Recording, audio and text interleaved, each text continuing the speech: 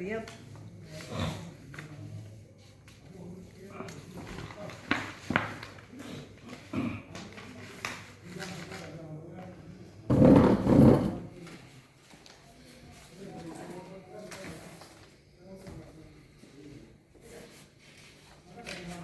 या पॉलिटिशियन में भी होना विदेश में होना बैंक हाल में करना देता हूँ थोड़ा सा बड़ा 2-2.5 बैठ के बढ़िया करा देंगे, टेंशन नहीं ना।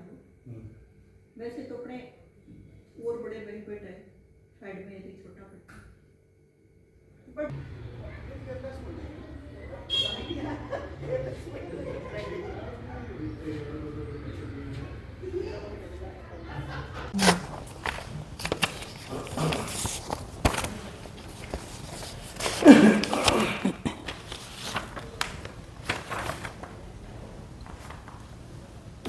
जी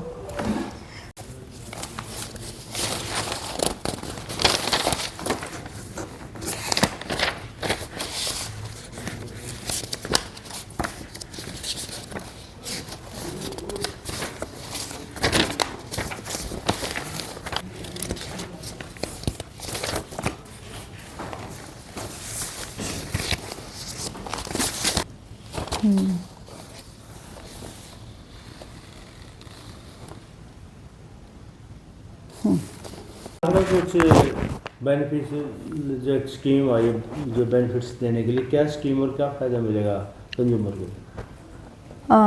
ये स्कीम है सरकार की, वन टाइम सेटलमेंट स्कीम है OTS 2 2024। तो इसमें जो 1/1/2024 को जो डिक्लेयर्ड एरियर हैं हमारे, बकाया हैं किसी का भी वैट हमारा जो GST लॉन्च हुआ था 1 जुलाई 2017 को, तो उससे पहले की जो असेसमेंटें हुई और एरियर हुए, रिकवरी हुई और रिकवरी नहीं भी हुई, तो एरियर जो बकाया पड़े हुए होते हैं उनको एक तरह से सरकार ने छूट दी है सेटलमेंट स्कीम के थ्रू, जिसमें जो एडमिटेड टैक्स है, रिटर्न जब भरता है डीलर, तो उसमें जितना टैक्स अपने आप से कहता है कि हाँ ये मेरा बनता है और मैं ये भर नहीं पाया, ड्यू है ऑन एज पर रिटर्न, केवल वो 100% भरना है। बाकी सब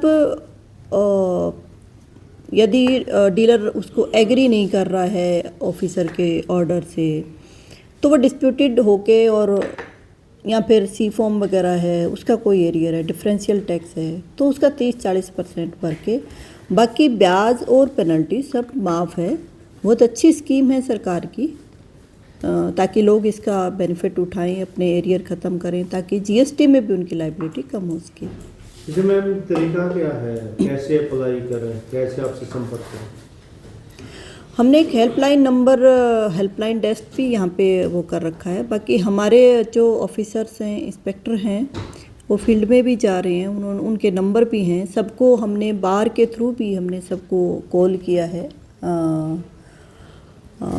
जो हमारे SSCs हैं, कि आपका इतना एरियर बनता है, और यदि आप OTS में आते हो, ऑप्ट करते हो, तो इस स्कीम के थ्रू आपको इतना भरना पड़ेगा और बाकी आपका इतना माफ़ हो जाएगा।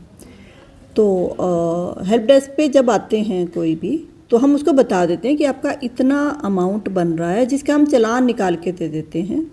जब वो चालान भर के आ जाते हैं, तो उनके आधार या कोई भी ID की कॉपी होती है वो लगती है, ऑर्डर जो असेसमेंट ऑर्डर होता है वो लगता है, और उनका जो चालान भरा हुआ होता है वो अपलोड हो जाता है। ऑनलाइन है सब कुछ भी ऑफलाइन नहीं है।